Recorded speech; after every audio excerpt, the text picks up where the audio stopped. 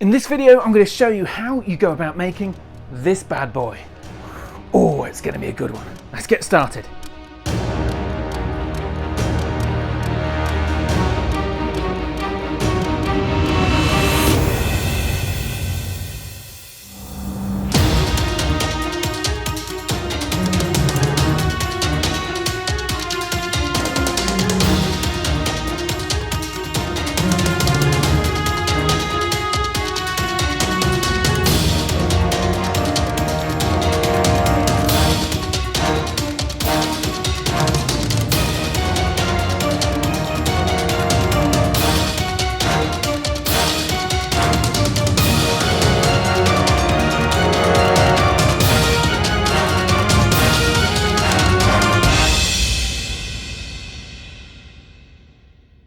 So what we're going to need to build our Cirith Ungol, impressive 2 foot by 2 foot board, which I'm going to play some scenarios with as well. It's going to be really exciting. First of all, we need some of this stuff.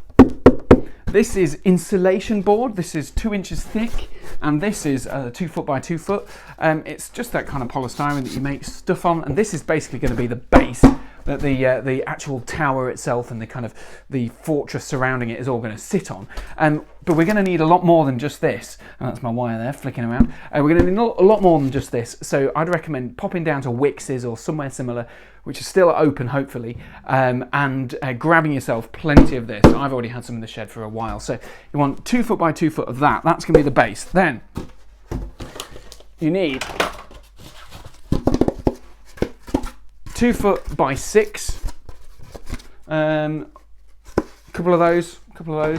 So what's that? Oh, was that 2 foot by 10? I think that's the 2 foot by 10 ones. And then you're going to need a 2 foot by 6 and 2 2 foot by 8. What this is going to be the rock face that surrounds the castle. So we've got the base, and then we're going to build up the cliff top around the back, and then that will form the board which you can build the actual tower and the sort of fortress on. So that's what I'm going to do first.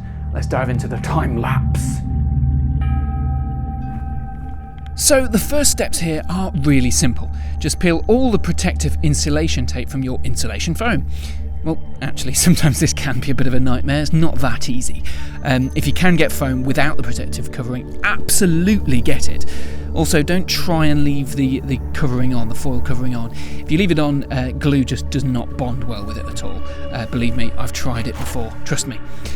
Also, I seal the edges with duct tape to make sure they're not knocked about so easily. So we have the rough shape of the board now, but we need to get work building out from that basic corner and into a full board and castle kind of shape.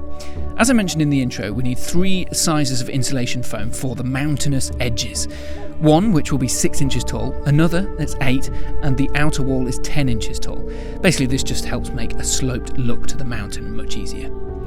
Remember, make one side of the mountain 2 foot long and the other side shorter by the width of the foam. So the 10-inch tall ones will be 24 and 22 inches long, the 8-inch tall ones will be 24 and 20 inches long, and the 6-inch tall ones will be 24 and 18 inches long.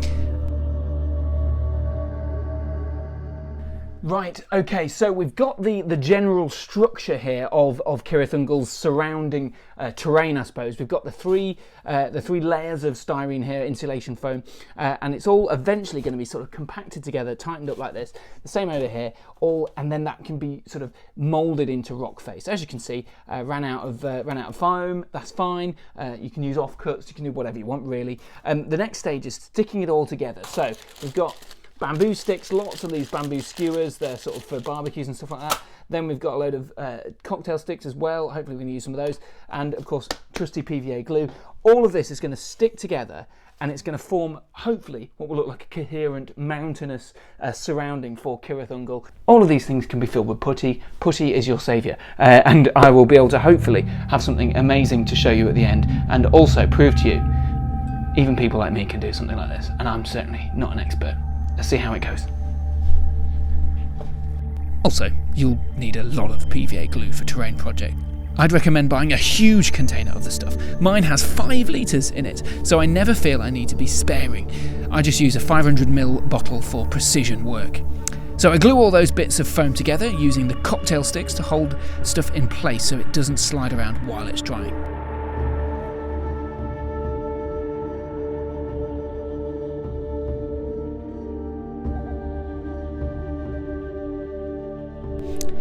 Now, let's turn that polystyrene to rocks. But whilst I do that, let's look at some measurements. So the outside wall is approximately 2 inches wide, with 2 inches of spare space outside it for ladders and models to walk around, etc. The internal courtyard is 3.5 inches from the inside edges of the wall on both sides. Then we're going to have a platform on that, which will be 9.5 inches square, then a building which will be 7.5 square on top of that, and then again the tower above that. I'll explain a bit more on that in a minute because I didn't actually make it that way initially. Now back to the squeaky styrene. As you can see, I'm literally just hacking away at it with a craft knife. It's fairly indiscriminate. I find that eventually if you keep shaving bits off, it starts to look rugged. It takes some time because you don't want to go too far and ruin it, so you end up going over it a few different times. But keep at it, and it starts to resemble rocks, not just 3 sheets of foam stuck together like it actually is. To help with that, I tend to use bits of offcuts and stick them back onto places so there's a greater variance in width and depth. For example, cut a 1-inch chunk out, then stick it next to the 1-inch hole. Suddenly you have a rock face with a 2-inch depth in it. Mad skills. I can just tell you're bowled over by that. Sorry, I won't do puns. Okay, as with all of the projects I've ever done, scenery-wise, I've made a mistake which I've only just realised kind of too late in the process. And it's not too late, but stuff is still drying around the edges, so it's all fine. But this I've decided is too small. So this is going to be the tower, this square, if you can make it out on the camera. That is the tower. This is meant to be a keep. This is meant to be a raised area, and this is a courtyard. So I want there to be a lot of different layers in here. The inspiration in the Battle Games of Middle-earth magazine is, to be honest, a little bit not very clear. It's a bit vague. So this is meant to be a courtyard, and then there's going to be some steps that lead up to another raised platform, and then there's going to be another raised platform on that, and then there's a tower. The idea being, the scenario means that Sam can wander around and be generally more dynamic if he's coming up lots of sets of stairs. So this is too small. This is meant to be the size of the keep. This, which I did draw a line on there, so I must have vaguely had an idea what I was doing, but as with a lot of these long projects, if you forget what you're doing, you've forgotten your plan, you haven't written it down properly like I haven't, then things will happen. But I'm going to show you how to fix things. Basically going to just redo what I'm going to do, add some extra layer to this and build it up, so hopefully in the end it'll all work out. That's the hope. We'll see what happens. So luckily, as I mentioned earlier, this will all be papered over with filler later in the process. So all I have to do is get a few lengths of styrene and hope that I plug the gaps and widen that platform so that we can get models around it. So to foam card, I think it's foam card walls at the ready, 2.5 inches tall each, all heading along there. So they should go around here. Just gonna trim the ends off so that fits in there, get a little bit of an entryway, and then we've got a little wall, and if I use my little Orcs siege guy as an example, they'll be able to sort of walk around there, and it won't look too weird, I don't think. I mean, we might be able to do something else with that. I don't know, that looks right. That looks right. Let's see how it looks in the end.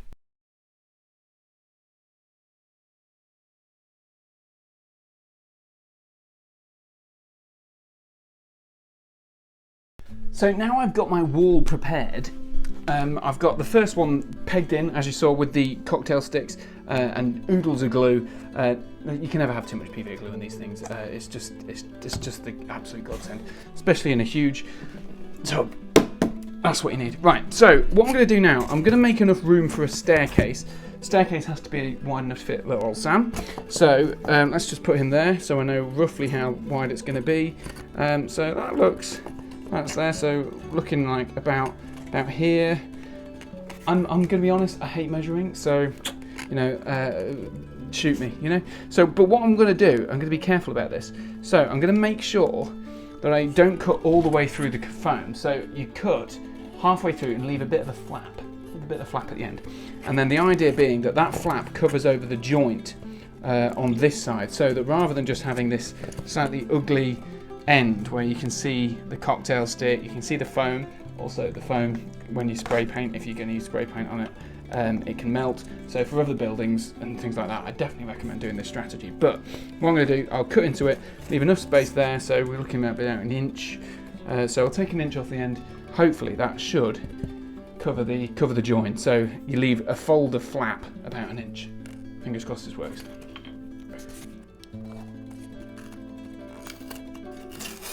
So peeling it away, just like I did peel the foil away on the actual thing, and then you can start sort of. You can actually. This is why you should do it on a cutting mat.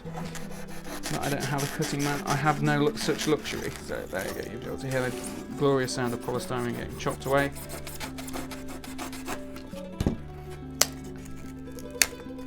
That, and then we can try and avoid the paper on the other side. There we go. That's not bad. So it's almost there. I mean, it's not complete, but what's great about this is it does exactly what I was just saying. Right, that should do nicely. So as you can see, look, I've got a bit of a flap, but that's fine because it doesn't matter if it goes all the way over. So what I'm going to do, I just probably want a bit more almost, don't I? Yeah, I want a bit more. Want a bit more off because not enough room for some space. So we just cut a little bit more off. Easy. And pick away, like you're picking at an old scab. Beautiful. As long as you don't have a phobia of the sound of polystyrene, you're all good. Right. So actually, that goes over there like that. As you can see, it's folded over. That covers over the joint. It would be a bit neater once I've trimmed the edge off with a pair of squizzers, and then we're sorted, and we can move on with the next layer.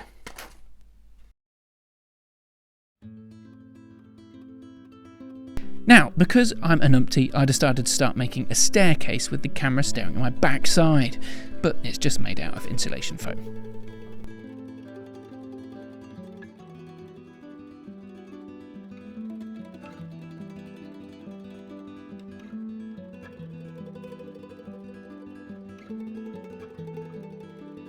So we're on to another stage of the process. Now we've got the general outline of everything else here. All the sort of rock is looking okay. It's not looking perhaps as rugged as I'd hoped, but you know we'll carry on. And we've got the courtyard that's starting to make some progress as well. It's all stitched together as you saw in the time lapse. We've got the wall that's now dried. It's another 24 hours later. So this is I've pinned it together with a cocktail stick and thingy, and the edges looking relatively sealed. But although it looks a bit rough and ready, it will be fine because eventually the idea is to carve some details into this, or at least do something with the surface to make it look a little bit more rough and ready. So that's fine. I've worked over here. I've done the staircase. You've seen that in the time lapse as well. It looks like an odd design for the staircase, and that's kind of deliberate. There's two reasons behind it. One, I'm not particularly good at sculpting, but two, I wanted to be able to have some spots where my characters can stop. So you know, if you've got a 6-inch move or 4-inch move for hobbits, then they can stop here, then go there, or maybe you know here. So that actually there's a 1-inch, a 2-inch, and then a 3-inch move. So it all feels fine. And also, Cirith Ungol's meant to look a little bit shonky and funny looking. So I'm kind of happy with the idea of it looking a bit odd. That's not an issue. I'm fine with that. I've finally found my ruler, which has been very useful. And also, I'm going to get the building. Basically, the next job is using the 6.5 inch of space here. So we've got about 6.5 inches there. Once it's or was it 7.5 inches? Either way, however much it is, I'll work it out in a second. I'm going to build the walls, and all that is 4 bits of this foam card again. I think I forgot the name of it yesterday. Just foam card. All it is 2 bits of plastic paper with foam inside. So we do 4 walls, doing them in exactly the same way as this, so they're stuck together, all looking nice and shapy. And then I'm going to do exactly the same, have some crenellation. So rather than it looking like, you know, a straight bit of polystyrene, it's going to have some edges on it like this, so that we can then carve some crenellations in and make it look a bit more spiky, all that sort of stuff. So that's the next job. Let's get into the time lapse. Now, onto building a square, simple building. It's not rocket science, but that doesn't mean it's easy either. One thing you need to make sure you remember about is the width of the material you're working on.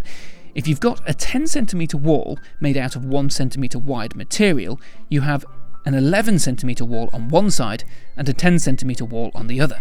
Account for the width of the material, so you'd actually have two 10cm walls and two 8cm walls to make a 10 by 10 square building. Mine is 7.5 inches square, so two walls are 7.5 inches and two are 7.5 minus about half a centimetre for the width of the foam cards.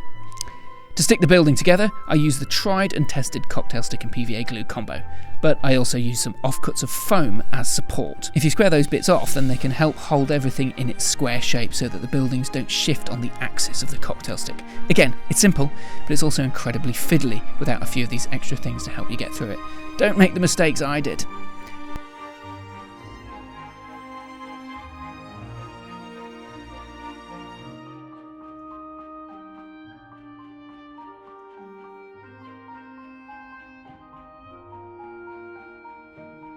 Now we have a simple square box, so let's add some of the floor and some texture to it. For now, that simply means adding an extra layer of foam card around the top.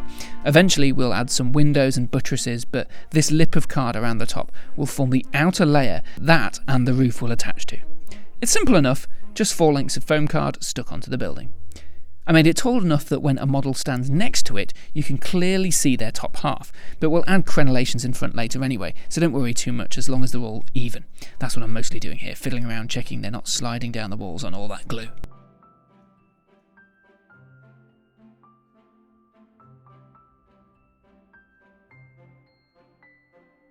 So I've got the walls that are ready to go in here. So obviously it's a bit too big at the moment. I haven't cut them down to size, but that's the general gist. So they're going to be about 5, I think it's 4 or 5 inches tall. I think it's 4, with the width of the polystyrene, which is 2 inches-ish, 2.5 inches, something like that. And then this is going to form a gate. I'm going to cut that off at an angle, so it's going to be a gate that joins together on the wall, so it joins together, have a nice hole in the centre that we can eventually go through like this. So, onto those walls and that gate. This gate is far more complex than I thought it was going to be. I'm no maths guru, nor even particularly good with basic geometry, so I found this really tricky, and I had to have 2 goes at it. To make the gate work on a corner, mark the short wall with a 2-inch square on the back, and then cut the bottom half of that wall diagonally. Then, on the long wall, to make the angle right, you actually need to mark a 4-inch square on the back and cut that bit diagonally. Then, at the corner, you have to shave a diagonal slice from the middle of the top half of the long wall to the bottom of the top half. If that makes any sense to you, it comes out like this. Then glue it together before you break it and have to work out those angles again.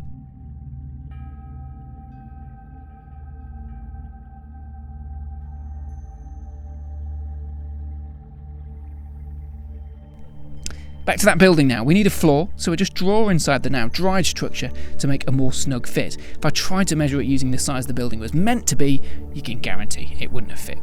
Plenty of glue on the edges and on the bottom to make sure it bonds to the outside of the wall and the base, and to make sure it's all level.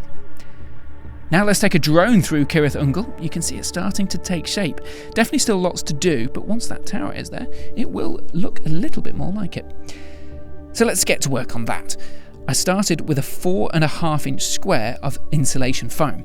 I then divided that equally along each edge, 1.5-inch gaps. Then I joined the dots between the outer points of those squares and cut along them to make an octagonal shape. Octagonal shape. Make 2 of these. Again, I copy the first one rather than trying to replicate the measurements, counting on my measuring being ropey at best. At least I know if I cut them using a copy of the first one as a pattern, then I know it's going to be identical. Then number each edge so you know which are copies of one another. I actually thought that they'd all be identical, but whether it's my measuring or just geometry, they don't for some reason. Even the guide I followed said they were numbered, so I'm not too worried about that. Maybe it's the geometry.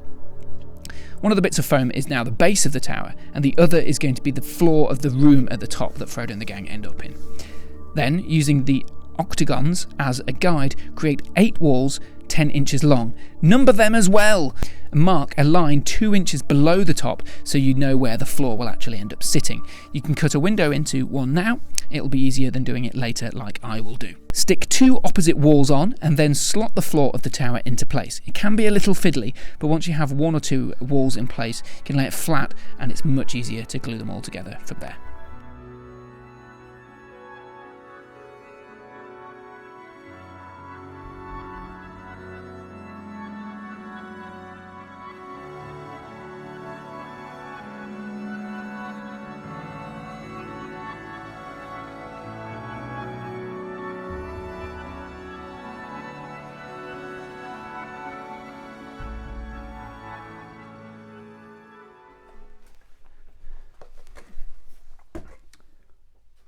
So, as you can see, it's actually starting to look a little bit like Cirith Ungol.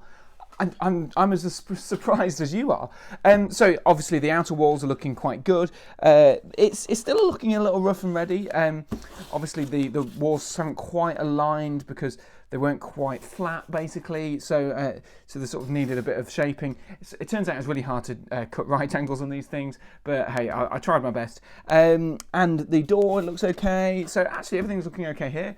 The outer building's actually starting to look pretty good. The main sort of tower, as you can see, the octagon shape is looking good. I was really glad to have written the numbers for everything in here to make sure the lines at the sides lined up. You'd have thought cutting a 5 or 4.5 inch square and then cutting the edges off would make everything a perfectly even octagon. Turns out it doesn't. I don't know whether it's possible or whether it's just because imprecise measurements or whatever. But anyway, I'm really glad to have done that correctly. And then they've obviously stuck in place quite well. So we've got the floor of the roof there. Of the ceiling room or the loft or whatever it was, where Frodo's kept captive. So just going to take these cocktail sticks out that were used to hold everything in place. So just need to fill those up with a bit of filler, and neaten up the edges and things like that. But actually, it still needs to have quite a lot of detailing on this because we're basically going to have like the lines down the side, buttresses. They're going to have the buttresses coming up down the side, so that's good. The next big step, next sort of main step to actually make it look like what it's meant to look like, the tower, is to get the roof on. Now it's just gonna be basically another octagon here. I'm going to draw around this, and then we're going to get a pitched roof. So we'll have a flat bit of foam card, then we'll have a pitched roof. To make it look like an actual tower. Then we're going to carve a couple of windows in, and then I think from there it's mainly detailing. So it's things like doing your battlements and all that sort of stuff, and then it'll be extreme detailing. I love the ramshackle nature of Cirith Ungol in the films, and the model in the book isn't particularly detailed. It looks more sort of well constructed than my one does, but it's not got as much detail, so I'm going to decorate it with a few different things like that. But anyway, let's crack on with the next stage, which will be the roof, and then we can start doing some detailing on this bad boy.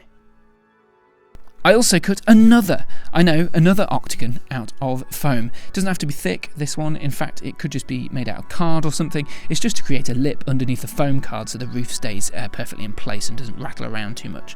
I cut the shape out and trimmed the edges until it fits just inside the tower. And one more octagon! Now I feel your pain, feel your 8-sided pain. There's so many octagons. But this will be the roof on top of the tower, so a big thick piece of insulation foam here. I glue the 3 layers together, then I shave the edges down so they're tapered towards a square in the centre, and eventually I trim it down from the top and make it shorter because it just looked silly and a bit too tall. With a bit of sandpaper, smooth down the edges of the roof so it's nice and smooth, and then we're done. A perfect a cough octagon tower.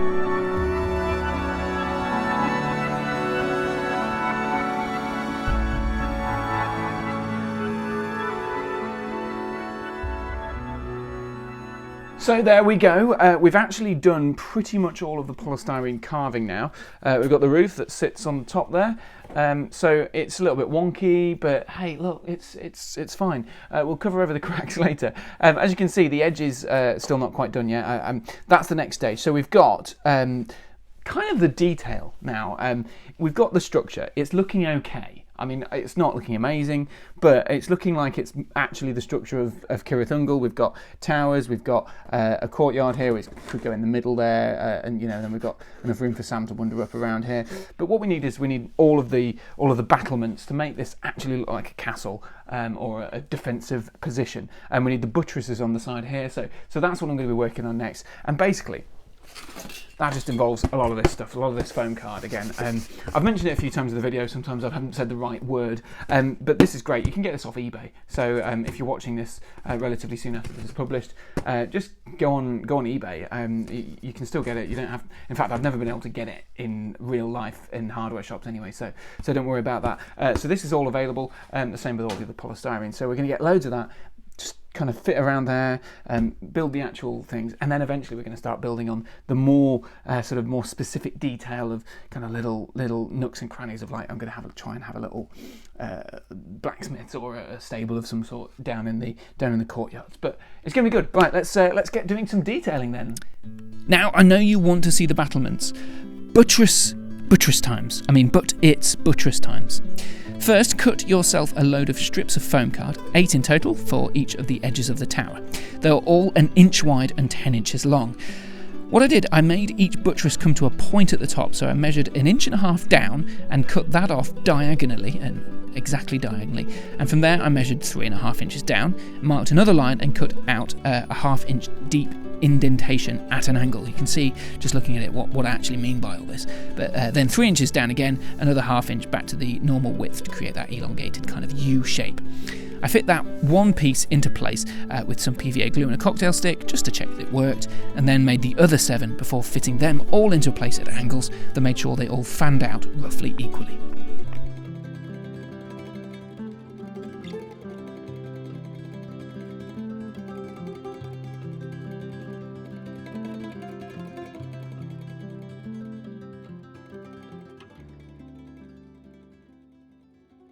So it's actually looking quite good, don't you think? I mean, it's the structure is there, I've got the roof, which I just need to trim a bit of the edges of the buttresses so that it'll actually be able to be liftable, outable. So if I just, without breaking anything and losing any things, it should come off. So that's pretty cool. I just need to do some trimming and some sandpapering to do that.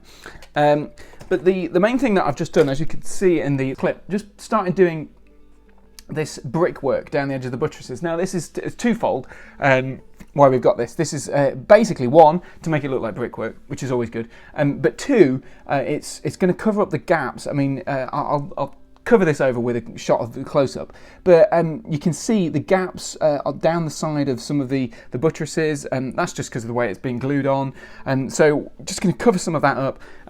Obviously the rest of that can be filled in with filler and all that sort of stuff, but either way it's going to make it look a bit more coherent as a building. But the general gist is absolutely there. So now there are a couple of things I want to do. I want to get some windows in. I want to do some other stuff with the tower. But what I'm going to do, I'm going to wait until that's all dry before I do that. So that's going to be a job for tomorrow, basically.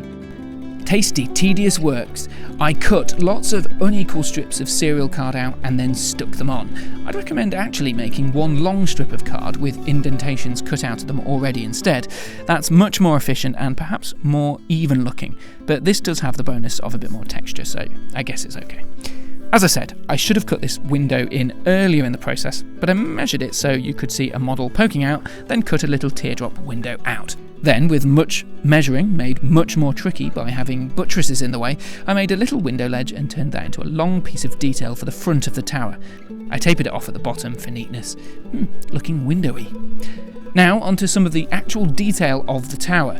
I started with a door. All I did was measure the height of a model, and then using a 25mm base as a guide, I drew the arch of the doorway and started chopping away at lollipop sticks to make the timber for the actual door itself. Using sellotape stuck to the back of the sticks to keep them together, I then cut around the guide again to make my delightful door. A simple process for the trapdoor that poor misunderstood Gorbag gets kicked through. He gets a rough deal, doesn't he? And puts up a damn good fight after falling down a ladder and taking on 3 Orcs. Anyway, I used the lollipop sticks to make the door itself, but mount it on more foam card before cutting a tiny little ring out of the foam card for the handle as well. Half a matchstick makes a nice window ledge on the inside of the tower, perfect for orc trinkets. You never know, they might have some. I even make a little table out of a small strip of balsa wood and some scraps of matchstick or lollipop stick too.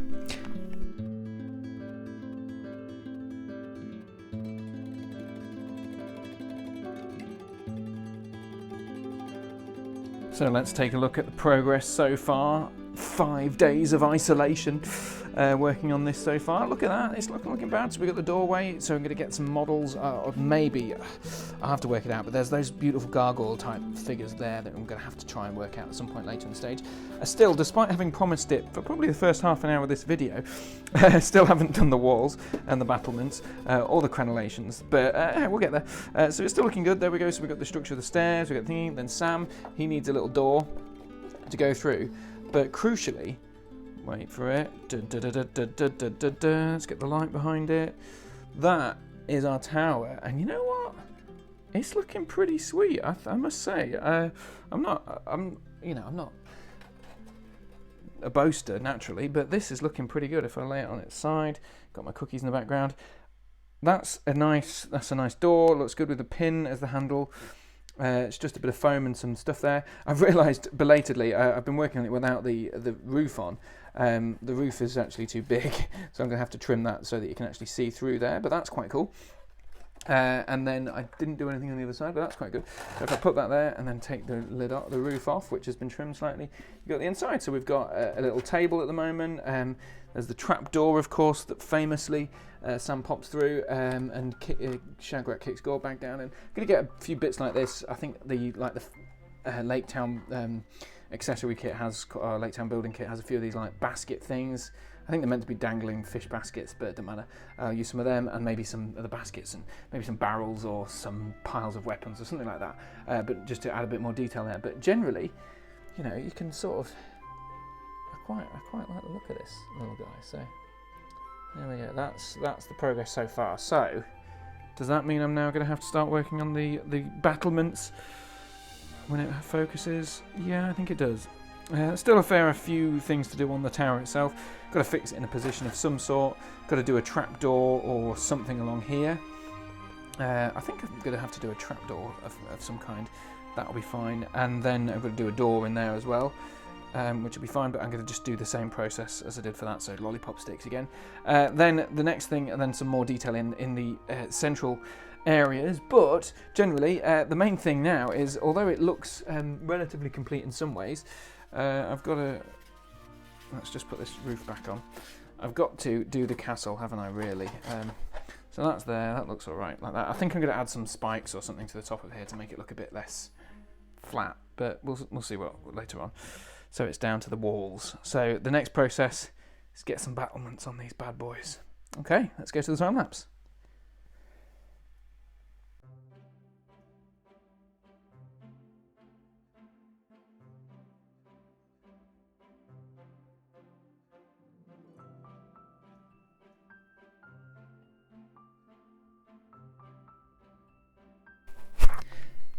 Making battlements is actually relatively straightforward. All I do is cut some more foam card out the length of each wall and 2 inches deep, and from there I mark out 1/2 inch intervals along the whole length of it. It's just easier this way. So from there I can actually cut out the crenellations to be 1 inch wide and the gaps between them to be 1/2 inch deep. That's what I do. But these battlements aren't normal, traditional battlements. They've got this funky design on them which makes them properly Cirith Ungol. That is basically, it's a diamond shape or square with 1/4 of it cut out. When you glue the battlement and the decorations into place, it should start looking pretty damn sweet. I've left that overhang there so I can just cut it off smoothly once it dries, but I think you'll agree, they definitely look like their unusual orky Cirith Ungol battlements. And of course, you simply repeat the process again for the keep around the tower. I don't see the point in building battlements all around the full walls to the keep though. After all, an invasion from cliff tops is unlikely, so there's no need to be defensively firing arrows down from that side of the tower.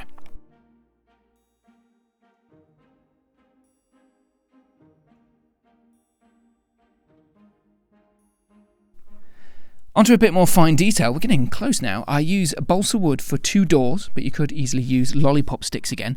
I found the balsa wood behind my cabinet and it's just easier to use, so I use that instead.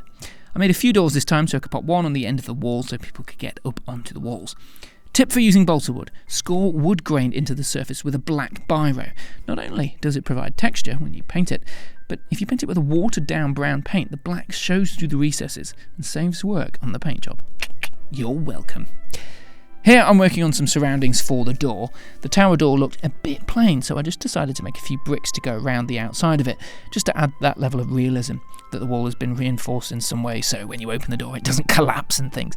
I just used offcuts of foam card for little bricks. Simple, and again, PVA glue is your friend. Stick it all in place and leave it to dry for hours.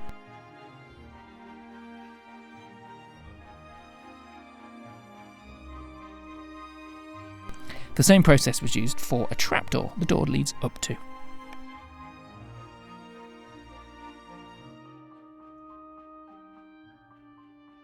So there you go. I've managed to get the actual gates and trapdoors and things like that starting to look like they're vaguely detailed. So actually, I'm really quite enjoying how this is coming out.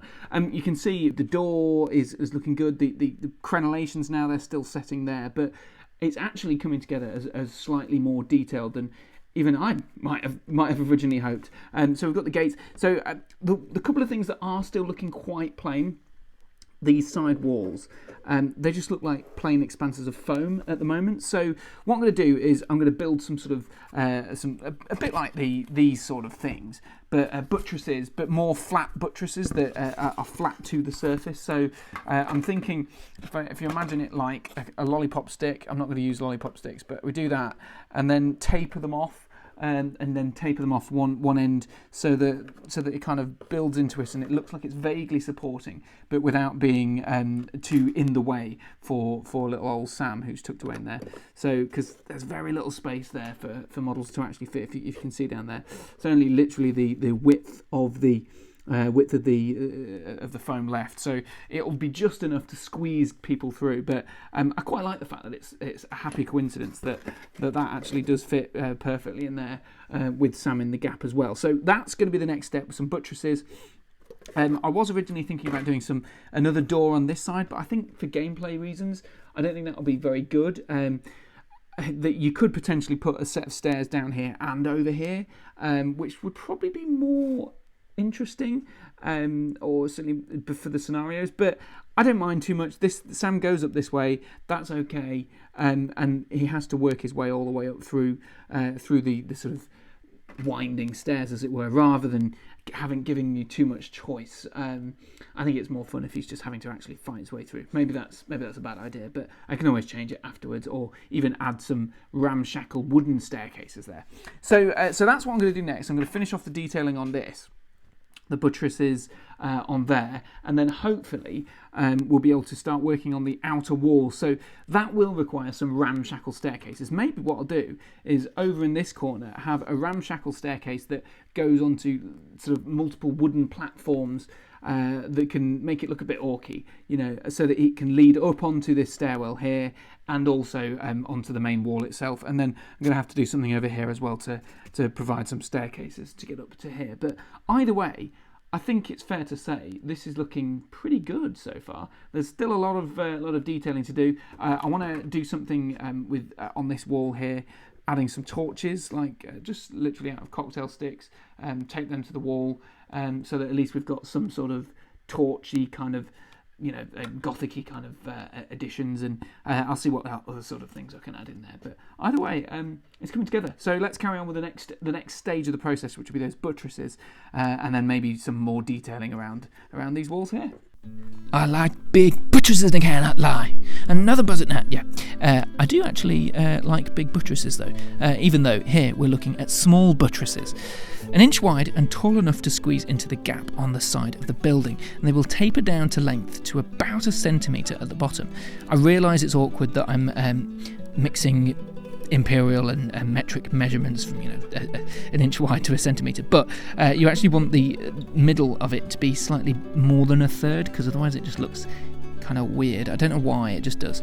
I made one with a third and it just doesn't look right, so you want it to be 1/3 of an inch in the middle to make the tapered edges look small enough. Then I carve off the bottom at an angle at about 1 centimetre long too, and then I took the sharp edges off on the corners.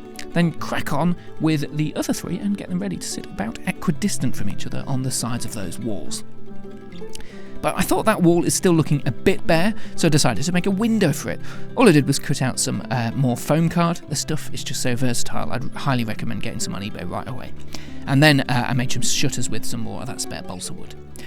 I mentioned earlier I wanted to do something to convey the gothic nature of those Return of the King scenes where Sam is climbing the stairs and scaring off Orcs. Well, torches work perfectly. To make them, I just use a bit of fluff stuck to a cocktail stick and a bracket made out of nothing fancy, just a little bit of paper. Simples.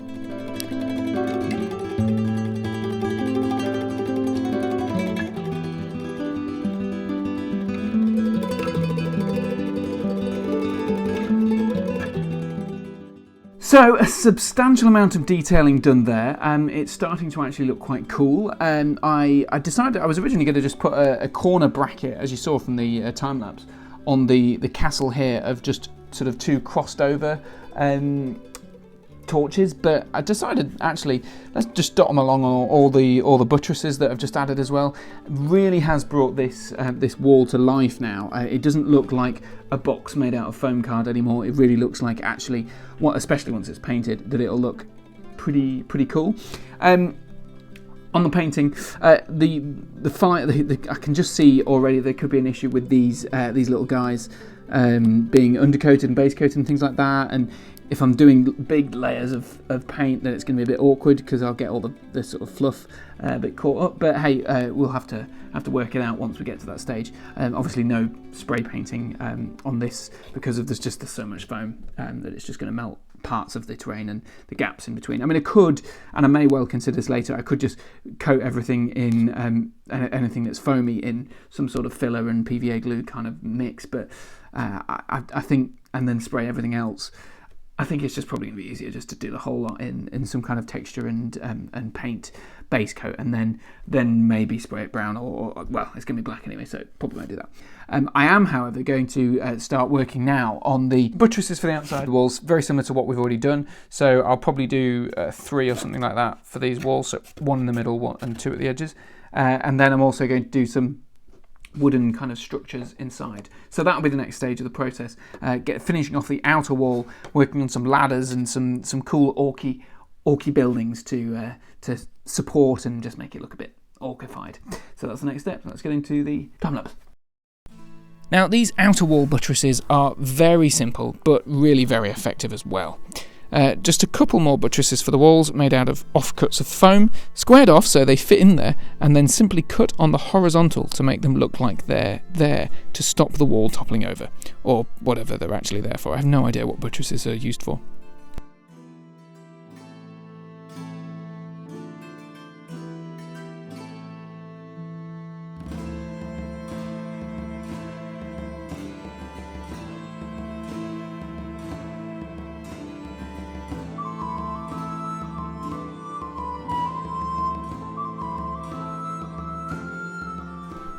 So there we go, we've pretty much finished all the basic detailing. I'll show you a quick shot of the brickwork that I've done. I haven't filmed that. I kind of started it and just willy-nilly and then didn't bother filming it for some reason. But I got stuck in and just carved all of the walls into bricks. So they just look a bit more sort of textured, and hopefully when that paint goes on, it'll just give it a bit more definition. You can still tell it's polystyrene, I think, but the gaps in between everything look quite sort of broken up. So that should be quite good. And as you've seen the last bit, I've just added some more detailing on the outer wall just to give it a bit of buttressy.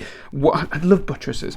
Buttresses. But I really love the way that they've all kind of panned out. They've not quite worked out in size, maybe because the cutting of the buttresses wasn't particularly precise, and the polystyrene I was using is slightly warped polystyrene, so that's probably why this one's a little bit shorter, for example, than the others. But it doesn't really matter. Once I've added some of the texture paint and sort of filled it in with some poly filler, then actually I think you won't really be able to notice those gaps at the bottom there anyway. So that leaves only 2 things left to do.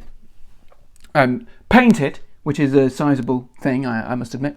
And also these detailing of these statues at the front. I need to work out what I'm going to do about them. I'm not very good at carving things, so I need to work out a way of doing that. But I'm sure I can work out something. What we really want is some Dwellers in the Dark, but a kind of miniature version. But anyway, so what the next main step is going to be is to build some structures inside. So again, I'll show you some of the you've just seen the shots of the courtyard where the bricks are. There's no actual way of accessing the ladder, the sort of wall at the moment. So what I'm going to do, I'm going to build some kind of wooden platforms. I'm imagining that somehow the Numenorians would have gotten into these onto these walls in some other way. I don't know how yet, and maybe I'll add another door somewhere. But it'd be nice to have or maybe like a bricked up doorway or something. That'd be quite cool. But I might add like a wooden platform just over here to make it look a bit more orky. So say for example over in the corner over that way, I might do a little wall and a door. So you can imagine them going through the steps, but also have or maybe over this side, I don't know which way yet.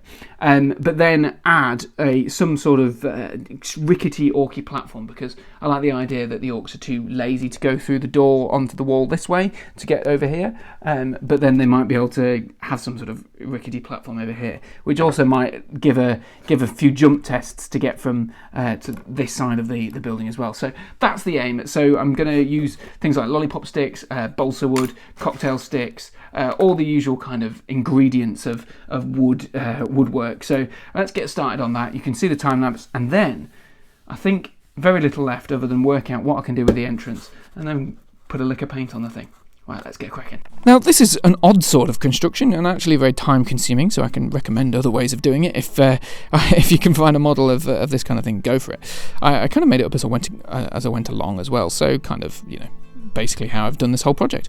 But I started with what I thought would look like it could form some sort of basic wooden structure, just made out of lollipop sticks stuck together and with the rounded end cut off.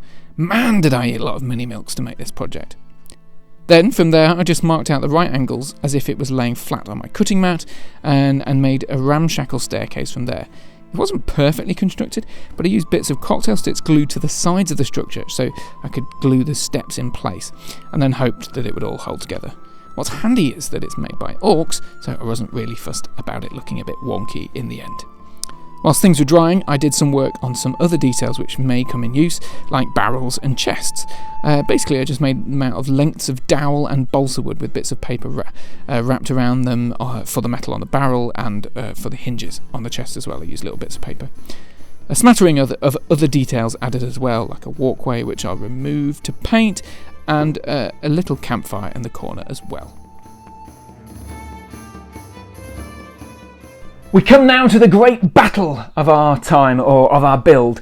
This is going to be the epic stuff. It's going to be quite tough, but it's going to be essential in terms of making it look like a realistic castle. And of course, it is the sealing and the painting process. Now, I have already started some of it off camera, and the reason is because I just couldn't twist it round in the right way, and I was basically I just forgot to start filming, and I've been doing it odds and ends here, there and everywhere.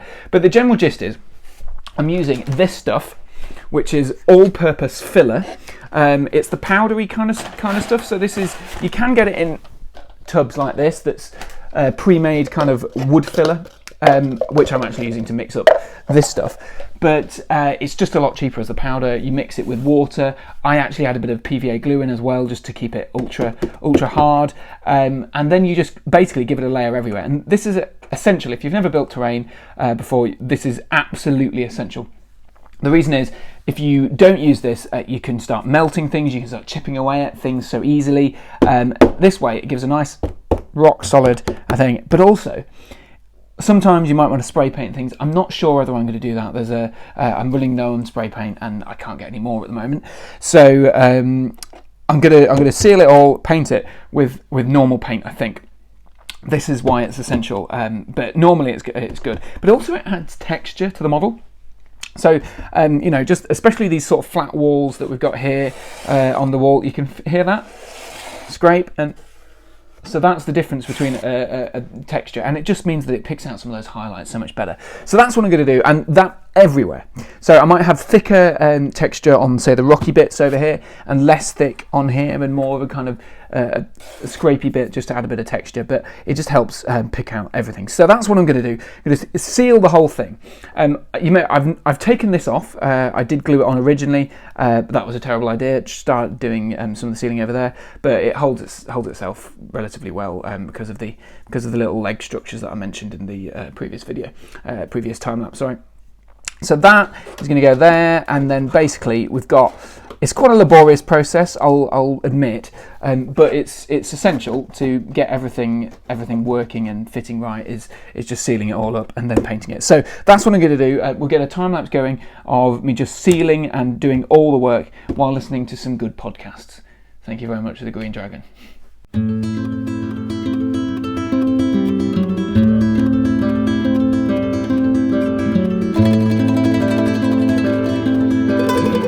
So we're finally there, we're on the painting process. So what I'm going to use a bit of this child's paint, ready mix paint. It's black, it's from Wilko's in the UK. It's just normal poster paint basically. And I'm going to mix that with a bit of this stuff. This is some Dulux black paint, some satin wood. It's meant for wood and some furniture and things like that. But I found that it's got good thickness, thick coverage. Mix of that just to get some, I guess, a bit of more robust paint surface for the main thing. Mixing it up in a little pot with a lollipop stick, and then just going to get some layers on. So without much further ado, let's crack on with the painting.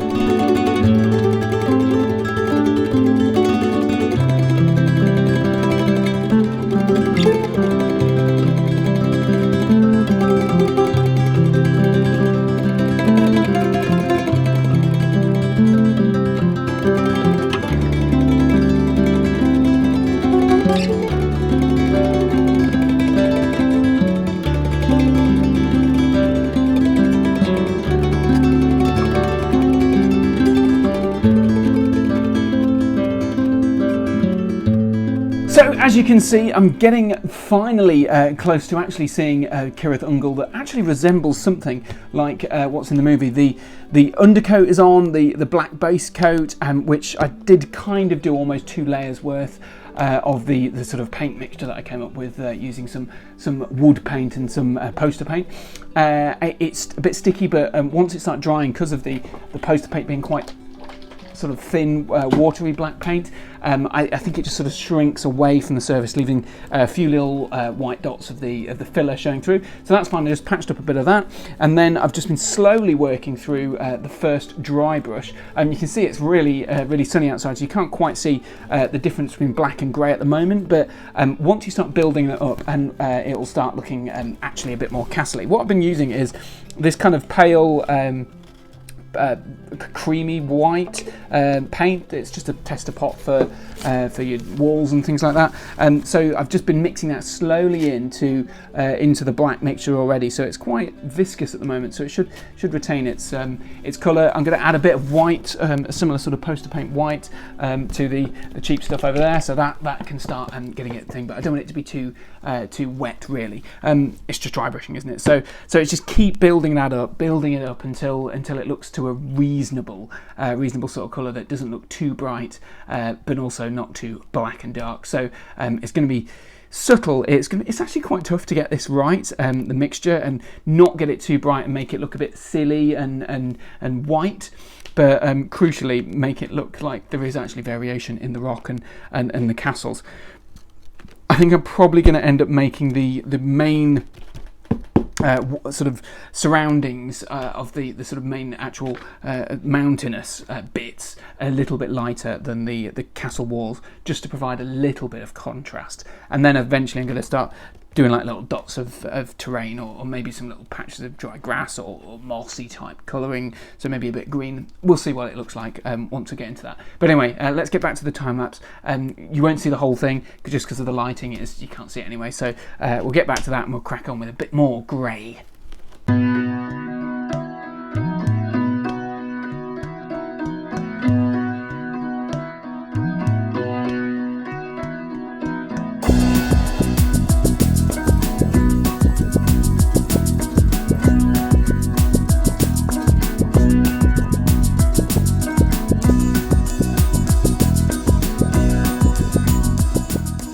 So as you can see, I've been starting to put the layers of grey on. I've got loads and loads of grey paint left over, but the rocks on the outside are looking a bit brighter than the castle, trying to provide that little bit of contrast that I thought just was a little bit more necessary. So we're a bit towerless at the moment. The next stage is definitely the detailing, and this is a really tricky thing. On a model this big, getting the tiny details is not only really important, but it's also really difficult because you're kind of having to reach in and paint really awkwardly. I've made some things detachable, so I've started layering some brown on the little step ladders and stuff, but it's not going to be that easy to get into, particularly the little campfire down into the crevices here. Even the doors, a door here and a door here and a door here, and the windows, they're not that easy to get painted easily with this setup. So a bit difficult. I'm using a bit more poster paint for that sort of brown, but it just doesn't really have the same level of pigment as some of the GW ones. So I'm going to crack out the small paintbrushes and actually do some work. But the videoing of this is going to be awkward because it's just awkward to paint. So apologies if you didn't see all the steps, but we'll get it all cracked on and done with, and then hopefully we'll have a nice detailed fortress very soon. I think the one more thing I need to think about is adding some patches of detail around the walls itself. I'm trying to work out how I go about doing that, but I'll think of something, I'm sure. Maybe even just like little rust stains down the walls and things like that. We'll crack on. So I'm mostly using an old brown GW foundation paint called Calthan Brown here. It was a little bit dried out, so I just smashed it down with some water and a big old brush and got it working again pretty much. That's for all of the wood on all of the building basically. Then the torches I painted with the brown for the wood, red and yellow and black for the torches themselves, plus some warp block bronze and bolt gun metal for the brackets.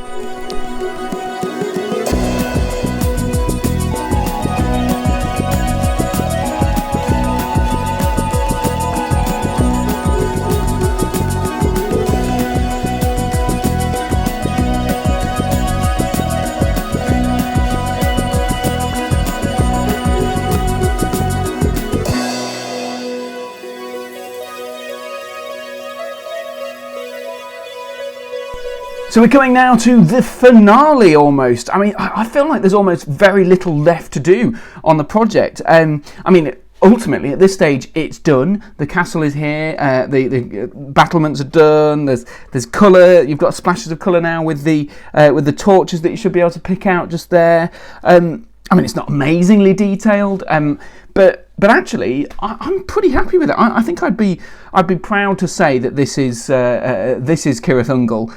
And I think people would look at it and go, yeah, okay, yeah, I can see that that's Cirith Ungol. But what it needs is just a little bit more detail in the courtyard. I'll show you a shot now. It's still blank. So what I'm going to do, I'm going to add a few of these little detail bits. So I've got little cases that I've just made out. I think I showed you in the time lapse a while back, little details like the little barrels which I've now painted as well. But also I'm going to use a few little bits that I have from my bits box. So let me just grab a handful of these things. So this, I'm going to use this as a lavatory. This is from the Lake Town set, so the Lake Town Army set. So that's lovely. So I've got a few spare toilets because I mean you don't really use them. So perfect little outhouse there that I'm going to put under the stairs because that makes sense where it would be. There's also some other little bits from the Lake Town set. I've got these little barrels as well. This barrel I'm going to stick a few spare weapons in. So I don't know about you, but I cut a few of my Mordor Uruk-hai models up. So they're not all two-handed weapons, but that means it's got the perfect offshoots. So I've got the little maces that I can just pop inside the barrel and make a nice little detailed piece. So you can see there, you can see the barrel, and they've got like actually what look like Mordor Uruk-hai stuff out of it. A few little baskets. I've got a fish basket from Lake Town again. Doesn't look particularly fishy. I can't imagine where the fish should have come from, but either way, I feel like sort of bags of fish is the sort of thing that orcs would eat, so that's great. I've got a few other little detailed bits like baskets and weapons and swords and chains and other that sort of stuff. But mainly the next stage is about giving some splashes, literally, of colour all over the great expanses of wall. I felt there's too little in the way of colour to break the place up. It just looked very grey right now. So using Athonian camo shade, Nuln oil, and a very, very old chestnut wash, I just started dribbling it all over the place. You could use Agrex Earthshade instead though. Staining walls, crevices between paving slabs, and bits on the mountains as well. Anywhere just to add variety to it. And I must admit, at first I thought, I just think this might be a mistake. It looks a bit odd. And I'm kind of worried that I was just ruining it. But strangely, this is one of those situations where the more of it you do, the more natural it actually ends up looking. One stain in one place looks odd, but multiple stains and multiple shades all over the place somehow ties it all together perfectly.